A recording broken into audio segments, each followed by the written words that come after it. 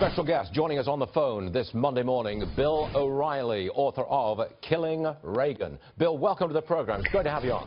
Thanks for having me back, Stuart. Do protests over the weekend at Trump rallies help him or hurt him politically? Short-term, help him. Long-term, depends on how things go. But, you know, people understand that this far-left crew that invaded in Chicago and now is kind of stalking him are not the kind of people that they approve of. And so Trump might even be seen as a little bit sympathetic here. All he's trying to do is have a rally and tell the folks what he thinks, and all of a sudden you have these guys trying to shut down his speech. I'm going to do this tonight on The Factor. You know, that's not what we're about here in America. Yeah, exactly. That's what I'm picking up. Yeah. Regardless of blame one way or the other. I And don't the think other America aspect wants to see the, this happening, you know. The other aspect of the story that's been overlooked that I'll point out tonight is the national media coverage totally ignores the organized capacity of these demonstrations.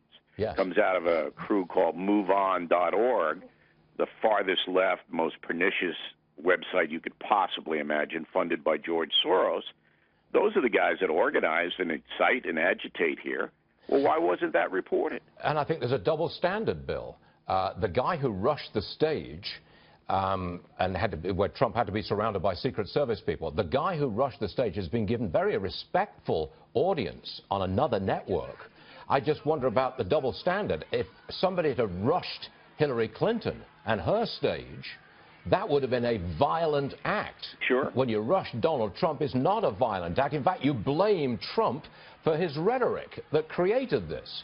I think it's the other way around. I think there's a dreadful double standard in America today. Well, there is. There's no doubt about it. And the left-wing media doesn't like Trump. And I said this, they're going to level everything they can at him. If he gets the nomination, it's going to be bloody. But, you know, Trump has got to understand that he has to fight back in a measured way because he's running for president. And so the mistake that he sometimes makes is that he just doesn't censor himself. Yeah, he takes the bait. Yeah, and you can do that when you're a businessman. There's no problem when you're running your own company. You can say whatever you want.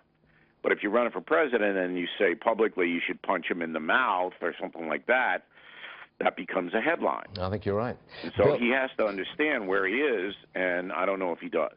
Bill, I'm going to be watching tonight along with the rest of America because I want to see your talking point memo right at the top because I think you're probably going to deal with this, and we appreciate it. Thanks for being on the show, Bill. Much obliged to you. Yes, sir.